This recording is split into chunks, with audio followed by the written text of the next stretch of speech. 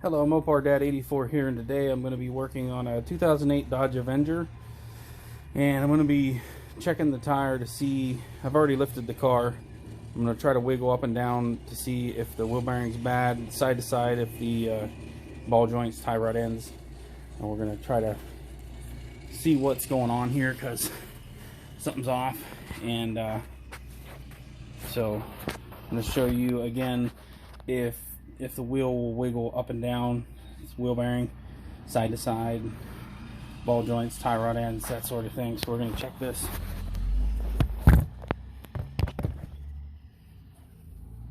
So you can see there's quite a lot of movement side to side, and I'm not moving the steering wheel or anything like that. There's just that much play in there. So we'll get the tire off and see what that is. Now, up and down, I'm not really feeling nothing, so wheel bearings may be okay, but all that side to side motion, again, that's not even taking much to move that. That tells me tie rod ends, ball joints, that sort of thing is bad. So we'll get the tire off and get a closer look. Okay, so the tire's off, and I'm just going to take these bolts out around the back so that I can get this whole brake caliper off, and then I can get the rotor off. And as you can see, again, there's quite a bit of movement there, and there's no upper ball joint. It's all in this lower ball joint down at the bottom is where all that plays at. So we're gonna get all this stuff removed, and we'll take a look at that ball joint. It has to be pretty bad. Okay, so the caliper's off, the rotor's off. I just took these two bolts out, and that's able to take the caliper off. I just set it up here. And then looks like we're gonna have to take these two out, this one off, and then this bolt here on the front, and then we can take that whole mechanism off. And I'm gonna have to get a press, and I should be able to rent one from AutoZone and push this bottom ball joint out so I can push a new one in. And so that's basically what I got to do now. That's gonna take me a little minute. I got to take these two out, this one off, take the one out from the bottom, which is shot. That's the only thing that's bad here. Everything else seems to be okay. And then I'll be able to get a better look at that lower ball joint, which I already know is shot, and I can press it out, press a new one in. So as you can see, I got it all apart here, and if you wanted to go ahead and do the struts, you're already there. You just have to take this off here, that one bolt, and then you got these three up top, and the one here in the center. So there's not a whole lot left to that if you wanted to do the struts while you're there. Yeah, you can pull. You see the axle come out. That's where the bottom ball joint went through. That's what's bad. Everything else was tight. Here's the whole steering knuckle come off, and this is your culprit right here. You can see how the boot's all ripped. It's been on there a while. Shouldn't be quite as loose as, I don't know if you can hear it in there, but it's pretty loose. That's what's rattling around. That's what's giving it all the play. And then come over to the other side. This wheel's the same thing. See how much movement is there? It's moving that much without moving the steering wheel or anything. It's not moving the steering. That's just that much play in that bottom ball joint. So I'm going to repeat the process on this side, tear it all down, and you can borrow a tool from AutoZone to press this out, and then get the new one pressed in, and then you just put everything back together. This whole piece comes off. This bolts in where the strut bolts the strut. And this is where the tie rod end bolted through, or your steering arm. And then, yeah, this is the culprit. This is what's going bad on this particular one. Replace that, and then you're good to go. Okay, I already did the other side, and that's pretty much what I got back. I had to shop basically press this back in, but you can get the tool at AutoZone and push it out and push the other one back in. And he said he basically just beat it out and beat the new one in. So as you can see, there's a clip here that they give you. The new one, the old one had one on it. You take that off, you can just break it off the old one, snap ring, and then you can beat it through this way, and then put the new one on. Just gotta press it back in. It's got grooves in there, so I think he said he beat it out and beat this one back in, but you have to be careful you don't booger up your threads or any of that. I don't know how he would have beat it back in, but and I did it before on my Ram. I borrowed the tool from AutoZone, pressed it out, pressed it in. But I had my father-in-law do it because he has the presses and everything, so it'll be a little easier on me. But that's the new one. And then as far as the process going back in, everything in reverse. Put that down in there.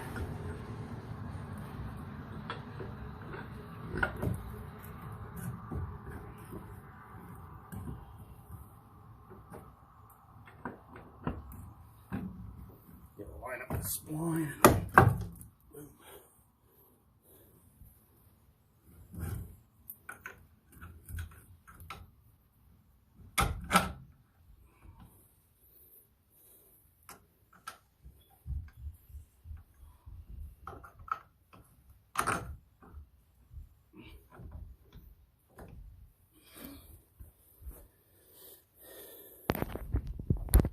And boom, that's it. These bolts go back through the strut. I would advise, if you're already here, if you have the money, just replace the strut. They're like $300 a piece at AutoZone, so they're not cheap. But as you can see, it's already pretty much loose. You would have just had to take this bolt off, and then three or four bolts from the top, and you would have been able to replace the strut as well. But I'm doing this for my mom, and she currently didn't want to pay the price for those things. So that's it. That's pretty quick. I mean, once the worst part is pressing the ball joints in and out, but that's why I had my father-in-law do it. I said his shop, but I had my father-in-law do it because he has the presses and everything. And then from there, you see that didn't take very long putting that back together once you got the ball joint in. And then from there, you just put the caliper back on, 2 bolts. Well, your rotor first, obviously, and I got to put the sensor back in here for the ABS and the cruise control wheel speed sensor. Goes back in there, which I broke off because it didn't want to come out, so it snapped off. So we got new ones. You just gotta follow the line. Goes up and inside under the hood somewhere in there. I haven't traced it yet, but you just trace that, put the new one in right there. Clips here. These little holes got this those little holes are for this, so this would go on next. The rotor, put the brake assembly back on. Like I said, I just took these 2 bolts out rather than taking it and separating it there, because I wasn't doing the brakes either. Just take the whole thing off with 2 bolts, and then just put those back in and tighten everything down, put the tire on, and you should be good to go. So once we get it all cinched down, I'll show that there's no tire wobble no more, and should be good to go. So as you can see, there's no wobble no more. I'm literally moving the whole car without any slack in the ball joint. brand new ball joint in there, so this is what you should see. I'm pulling on it. I remember earlier I pulled on it, it was all kinds of loose. It's all kind of play in there. Now the whole car moves when I pull the tire, so there's no play in there no more. No, not loose. So the new ball joints fixed all that problem. And the worst of the whole thing was when I changed those ABS sensors, put new ones in. They are way down in this hole right here, way down in here, and I barely got my hand in on this side, and it was a pain. And on the other side, I couldn't even get my hand in there. It was that tight. So I had to do it all with like screwdrivers, and then when I finally got it loose where it was pinned through to the metal, I got a bracket loose and I pulled it up to where I could actually reach it. And even then I could only like barely touch it with my fingers. So yeah, that was the worst part of the whole job, honestly, was the sensors. Changing those sensors, because they go through the side there. See where they go, where that wire's going up in through, and then they come in way down in there. Like, I mean, you can't really see, but I mean, it's probably about a foot down in there. You can't even get your hand in there. There's so much crap there, way down in behind here. And then on this side, again, you've got these AC lines. You've got all this. I took the cover off. I still could barely get my, I couldn't even get my hand in there, but I could barely get any fingers in there even. So yeah, that was by far the worst part of the whole job, was changing those sensors. The rest of it was time consuming, but it wasn't anything hard. The sensors, they were actually hard. But so that's it. That's basically the extent of changing the ball joints. There's only the bottom, and then you got the tie rod ends. If the ball joint there on the tie rod, if that's bad, but these ones weren't bad. So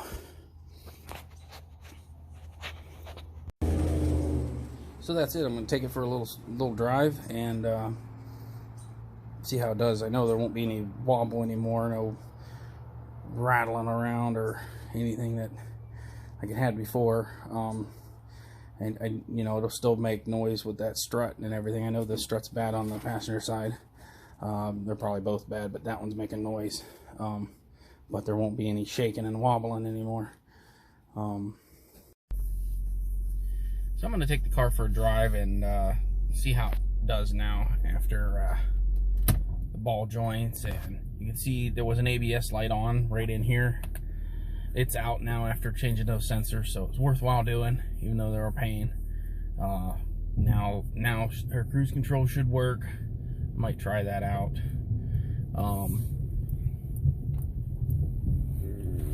The strut's still bad. I can hear it making a little bit of noise, but it's not too bad. It's not as bad as like the ball joints and stuff. No, that was really bad. Now she said that the wheel would shake and it would jump around and make a bunch of noise, and I'm trying to figure out where the wipers are here. So again, it's my mom's car. I did the work for her, and now I'm gonna take it for a drive and see how it does.